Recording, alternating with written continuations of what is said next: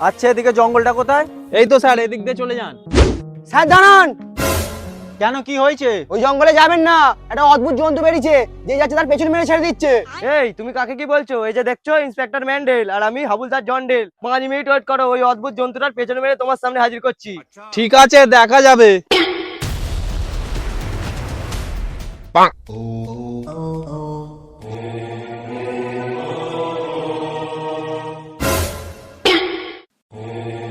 তুই অন্য গ্রহ থেকে এই পৃথিবীতে কেন এসেছিস? আমাদের সঙ্গে চল, তোকে ল্যাবে নিয়ে যাব।